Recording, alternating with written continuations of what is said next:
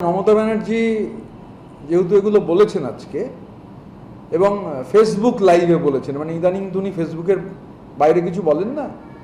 আমার শুধু বলার যে এমনি কথাগুলো ভালো, শুনতে ভালোই লাগে, ওনাকে আগে ফেসবুক থেকে বেরিয়ে আসতে হবে। যাই করতে হবে ফেসবুক থেকে বাইরে বেরোতে হবে। ওই ফেসবুকের মধ্যে বসে থাকলে, মানে ফেসবুকের মধ্যে বসে এগুলো বলবেন, এগুলো ডক্টর মমতা ব্যানার্জি এত মানে পুরনো একজন রাজনীতিবিদ, মানে আর গণতন্ত্রের কথা বলছেন, ফেসবুক লাইভটা তো মনোলগ। অন্নপূর্ণা যোজনায় যারা এলিজিবল তাদের একজনও যাতে বাদ না যান সেটা এনশিওর বিজেপি সরকারকে করতে হবে, মুখ্যমন্ত্রীকে করতে হবে।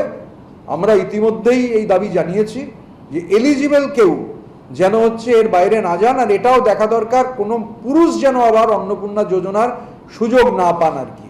মানুষের কোনো সমস্যা হলে সেই সমস্যা নিয়ে যদি আরাবুল এবং খয়রুল তারা এগোতে চান, আমাদের কালেকটিভ, আমরা অল ইন্ডিয়া তৃণমূল কংগ্রেস ওদের সঙ্গে আছি। এখন ফ্লোর টেস্টের অর্ডার তো আমি দিতে পারবো না। কুণালবাবু স্পিকারের চেয়ারে বসেছেন কিনা আমার জানা নেই, বা হাইকোর্টের বিচারপতি হয়েছেন কিনা তাও আমি জানি না। তো ফ্লোর টেস্টের অর্ডার যদি স্পিকার দেন, ওয়েলকাম। আমরা ফ্লোর টেস্ট যদি হয় তো নিশ্চিতভাবে স্বাগত জানাবো। ফ্লোর টেস্ট হয়ে যাওয়া তো ভালো, আবার যদি হয় ফ্লোর টেস্ট হবে। কিন্তু আমাদের দেশের সংসদীয় ব্যবস্থায় গোপন ব্যালটে ফ্লোর টেস্ট বলে কিছু হয় বলে আমার জানা নেই।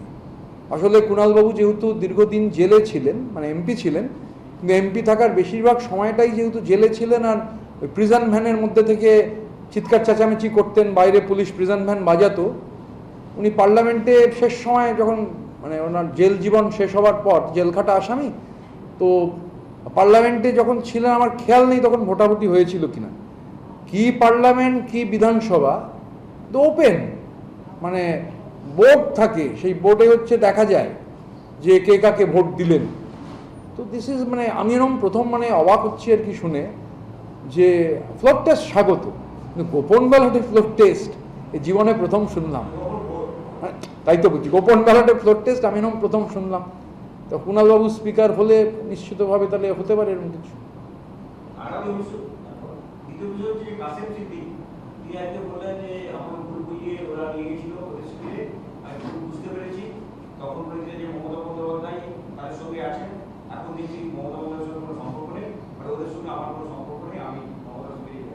কাসেম সিদ্দিকী তো আমাদের সঙ্গে নেই। আমি কাসেম সিদ্দিকীকে অনুরোধ করবো একটু আমডাঙ্গায় যাওয়ার জন্য।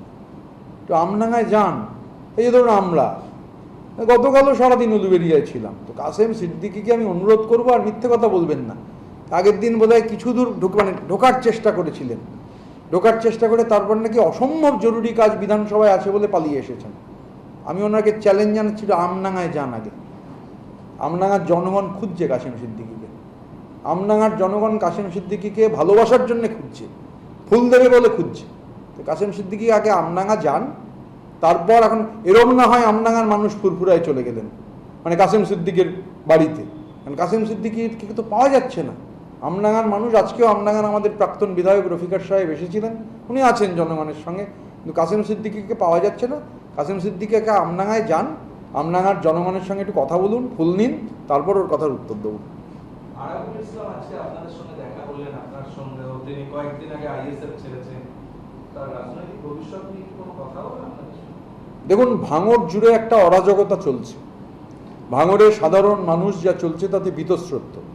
আরাবুল ইসলাম 2006-এর নির্বাচনে ভাঙড় থেকে জয়ী হয়েছিলেন, মানে তৃণমূল তখন 29টা সিট প্রথমে পেয়েছিল। পরবর্তীকালে আমার পাশে আমার নেতা মদন মিত্র বসে আছেন, মদন মিত্র উপনির্বাচনে জয়ী হয়েছিল দক্ষিণ 24 পরগনা থেকে, বিষ্ণুপুর পশ্চিম থেকে। তো আরাবুল ইসলাম পুরনো একজন রাজনৈতিক কর্মী, শুধু আরাবুল নয়, খয়রুল ইসলামও সেখানে আজকে ছিল।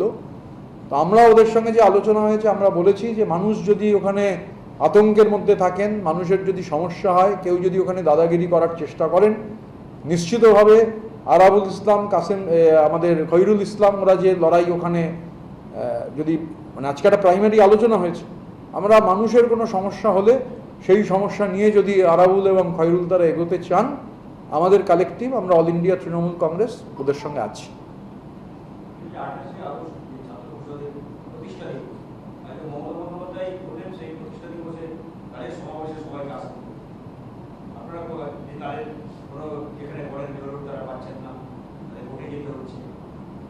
দেখুন, আমরা মেয়র রোড চেয়েছি, এখনো কোনো আমরা নির্দেশ পাইনি।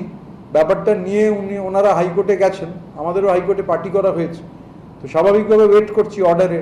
মানে গায়ের জোরে তো কিছু করা যায় না, তো আমরা চিঠি লিখেছি, প্রশাসনের পারমিশন চেয়েছি, পারমিশনের অপেক্ষা করছি।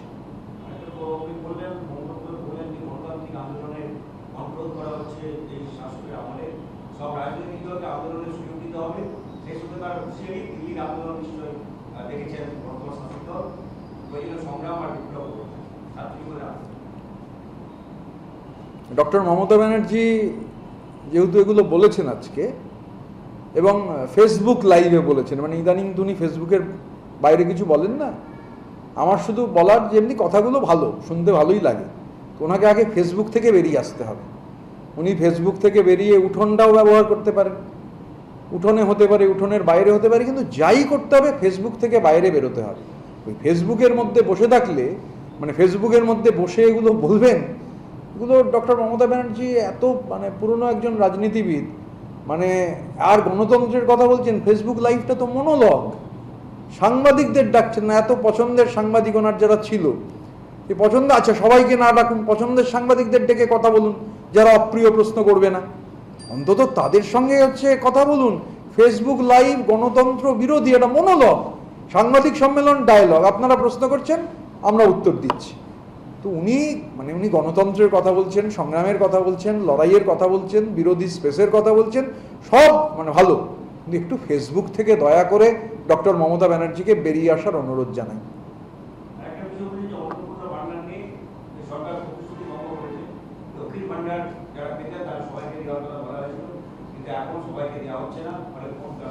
দেখুন, অন্নপূর্ণা ভান্ডার নয়, অন্নপূর্ণা যোজনা।